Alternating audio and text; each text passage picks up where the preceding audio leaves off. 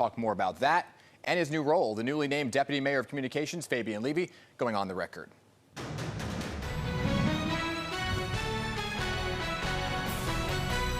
All right, Mr. Levy's joining me now, the new Deputy Mayor. Congratulations on your new role. First appearance here on Picks and Politics. Let's begin with those protesters you saw outside right there, right? Obviously, folks upset about some of these facilities going up in their neighborhoods. Do they have a point when it comes to saying not in my neighborhood? Well, I would remind New Yorkers that for a year we've dealt with an unprecedented crisis, and we've given an unprecedented response from the city. We have over 101,000 asylum seekers who've come here since last spring. We've erected and put up over 200 sites. So, they're all over the city, but quite honestly, when we do 200 sites, we've worked with all the hotel operators we can. Yeah. We're out of good options. We're even out of okay options, as you heard me say. Yep. These are the options that are left. And we are appreciative of the state for giving us this spot and paying for it because, at $1.7 billion spent so far, this is, it can't keep happening. Fabien, there's a lot of talk about some sites that are still to come. We had the Office of Emergency Management Commissioner Zach Giskel on the show last week talking about the fact that there are no good options left, right? New Yorkers, I think, understand that. And then there are the options that you do have left, which are things like Central Park. How much of a reality is that? The Central Park? Central Park location. Look, everything is on the table, as the mayor keeps saying, and we're going to keep looking at all the different things. There are 3,000 plus sites that we have looked at in the tri-state area to house and shelter asylum seekers.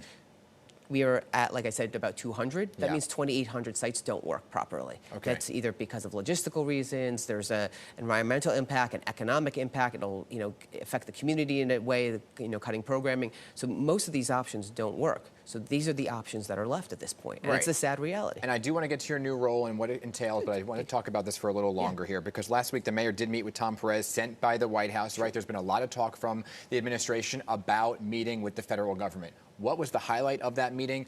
Are federal dollars coming your way?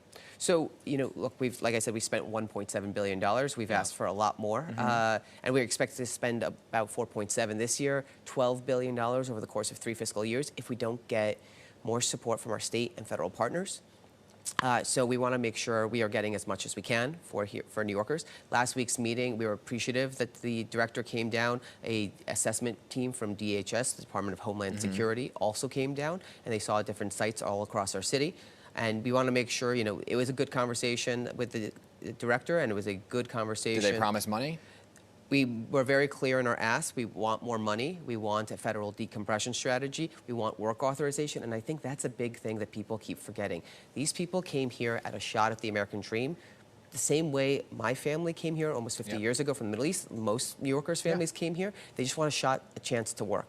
Let's give them a chance to work. And so, what was the outcome? What's the work authorization timeline? So we haven't been given an answer on that yet, and we've been told that they'll get back to us. So we really need more support from the federal government. We keep saying it. Okay, we're going to talk to Congressman Dan Goldman about that in just a few minutes, too. I want to talk about the mayor's relationship with Governor Kathy Hochul, especially after this letter came out, obviously talking about some harsh criticisms about how the mayor handled the crisis. What is the relationship between the governor and the mayor when it comes to the migrant crisis? Well, one, I think the mayor and the governor have a great relationship, whether it's the migrant crisis or any situation, to be very clear.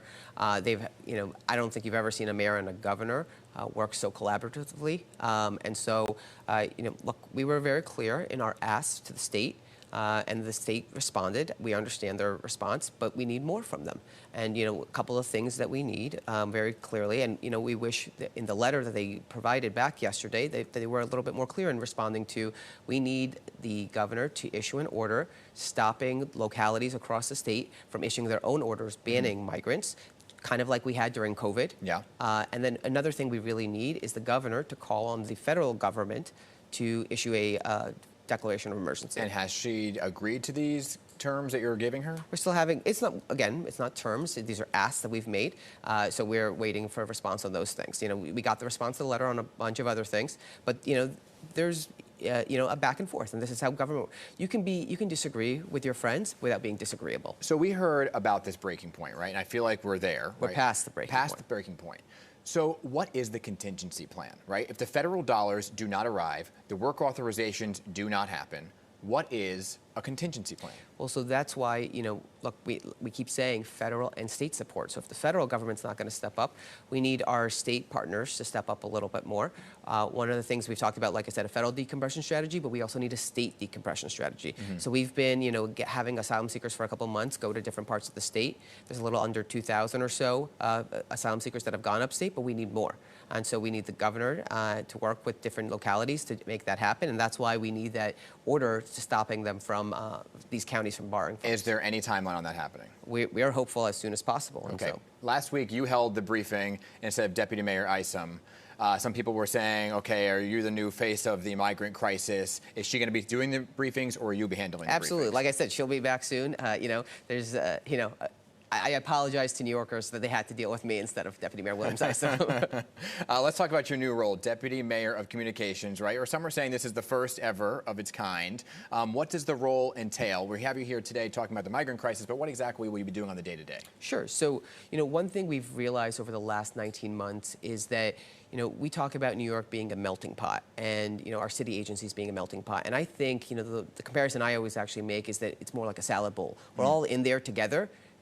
We know what each other is doing, but we're not really melting together. So we want to break down some silos and make sure that New Yorkers have a full line of insight into what all their city agencies are doing for them.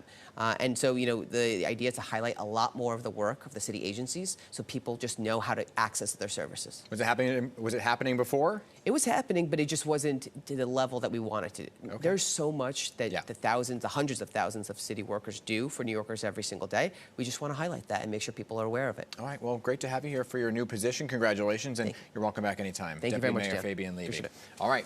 Lots of talk about federal funds, everybody. So next, we're going right to Washington. Congressman Dan Goldman joining me to talk about that money and what he can do to push for it. Plus the fourth and likely final indictment against former President